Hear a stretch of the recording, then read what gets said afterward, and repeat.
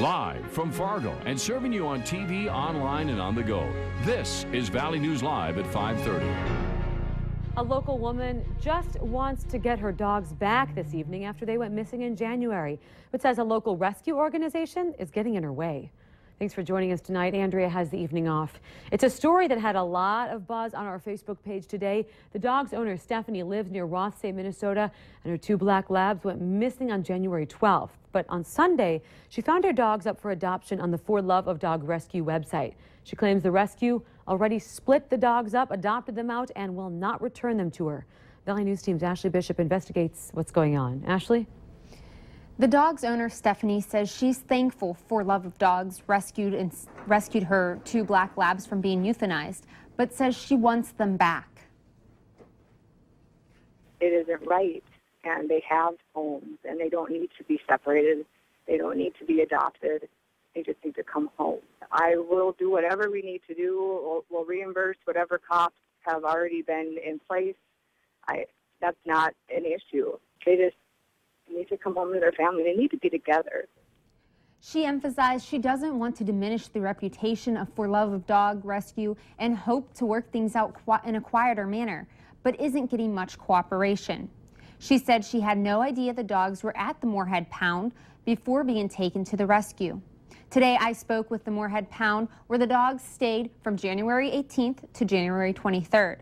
A Pound representative says when the dogs came in, they were held for 5 working days before becoming property of the city. Then they signed the animal over to a local rescues to be adopted out. The Pound says it's not their responsibility to find the owners, but in this case, they did alert the vet in Barnesville where the dogs were found and also searched Craigslist as well as Facebook. For Love of Dog posted a lengthy response to their conversation on their Facebook page this morning. They receive dogs when owners do not claim the animal from the Pound, and that ownership is transferred to them from the city. The rescue's president, Kish Hilmart, spoke with us on the phone today. She says the dog's owner, Stephanie, didn't do what she was supposed to find the dogs, and the rescue followed their policies. Hilmart says there is pressure on the new owners to give the dogs back. Stephanie tells me she heard one of the dogs was returned to the rescue after she posted it to Facebook, but she has not been in contact yet by For Love of Dog, and the rescue wouldn't discuss if the dog had been returned, saying they are trying to deal with the negative publicity. Steph? Hopefully there's some resolution soon, Ashley. Thank you. The For Love of Dog Rescue and Moorhead Clay and Moorhead Cast Pounds, or Fargo Cast Pounds rather, say that if you do lose a dog, you should always call them right away.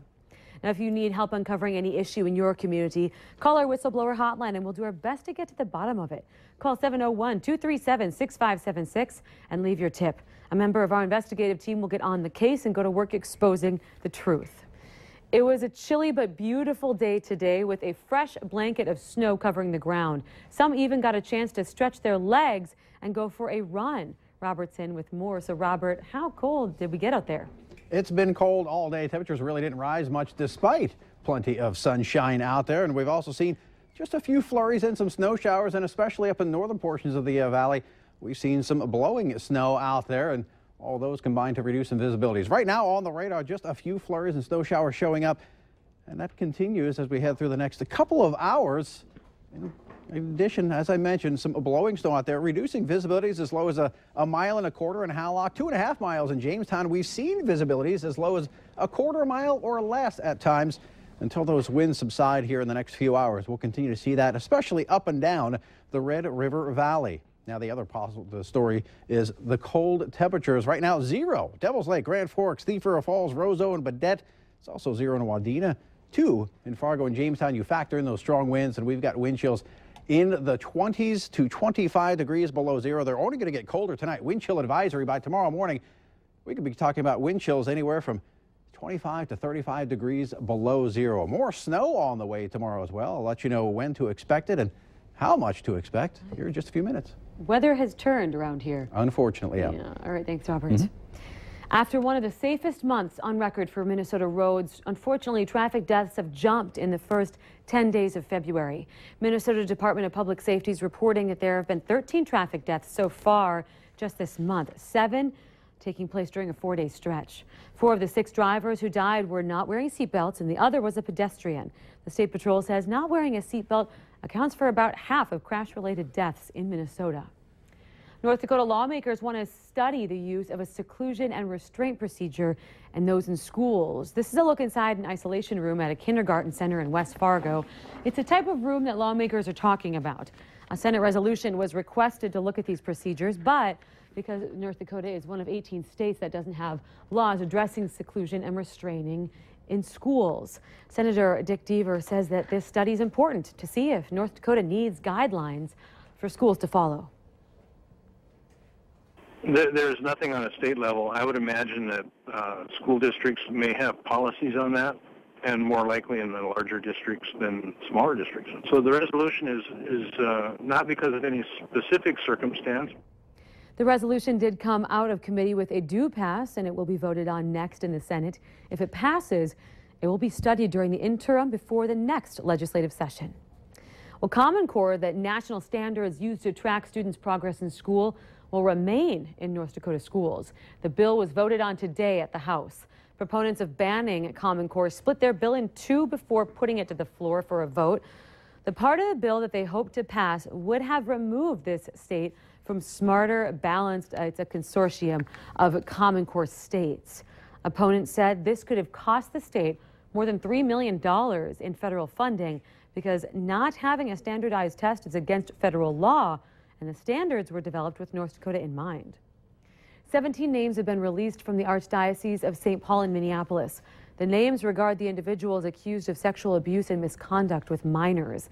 This is the first time that the names have been made public. If you'd like to see the whole list, head to valleynewslive.com and then search for this story. A couple hundred Minnesotans are unfortunately without a job today. It's part of an announcement made by Target. They'll be cutting 550 jobs in Minnesota, 350 of them immediately. Target announced last month it's closing all operations in Canada, and the layoffs in Minnesota are part of the process. On top of that, the company will be paying out almost $4 million in a California lawsuit settlement for allegedly charging higher prices than they advertised. Target cited failing to remove promotional signs as one of the main causes of the lawsuit and says they've since fixed that. Also, any customer that thinks that he or she may have been overcharged can bring their receipt into the store to resolve the problem. Well, all you TV buffs may be seeing a familiar face on one of your favorite shows out there. His name is Nick Fink, a Fargo South grad. He's going to be on The Mentalist, and it airs tonight right here at 7 p.m. The clock is ticking to get your applications in. Although the turkey hunting season's a few months away, time to think about registering is now. The deadline is midnight tonight. We talked with Doug Lear from North Dakota Game and Fish about the upcoming season. You know, it doesn't look or feel like spring out there right now. So for some hunters, it might be a little hard to fast forward to April. But if they want to hunt turkeys when the spring season opens up on April 11th, they need to have a tag. There are more than 5,000 tags available, and it's done through a lottery system. For more information, head to North Dakota Game and Fish Department's website. The 89th Little International is this weekend, brought to you by the Saddle and Sirloin Club at NDSU. The Little International Livestock Show is the largest student-sponsored event on campus, involving more than 300 students. Things kicked off this morning with students hanging 30 miles of streamers. The show starts Friday. Livestock judging is for area 4-H and FFA students. It's actually the largest student-run event in the state of North Dakota, and it's put on by the largest club on campus. So it's something that our university really takes pride in, the traditions that run deep through our university. You know, we're an egg-based university, and so it's exciting for this to be one of the biggest traditions. The finals again this Saturday at 5:30 at Shepherd Arena. Tickets are just $5.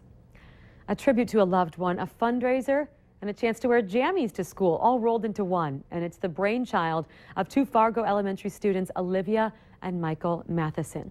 The pair wanted to do a little something to help raise some money for a foundation named after their grandpa. So they talked to the right people at their school in Nativity and got the blessing. Their classmates could come to school in pajamas, but they'd have to buy their way in. And they do that by making a contribution to the Marv Bossert Foundation for Parkinson's support. Marv, as you may remember, was a television news legend around here and was Olivia and Michael's grandpa. He died of Parkinson's nearly 2 years ago. I felt good helping collect money for other people with Parkinson's because I saw how hard it was for my grandpa having the disease, and I just would want to help everyone else with the disease and their caregivers. This effort's raised $700 for the foundation. Still ahead tonight, parents, take a look at this. If your child has this bike, you'll want to make sure that they stop riding it right away. Decreasing clouds plus decreasing winds equals a very cold night ahead. Your chilly forecast details coming up right after this.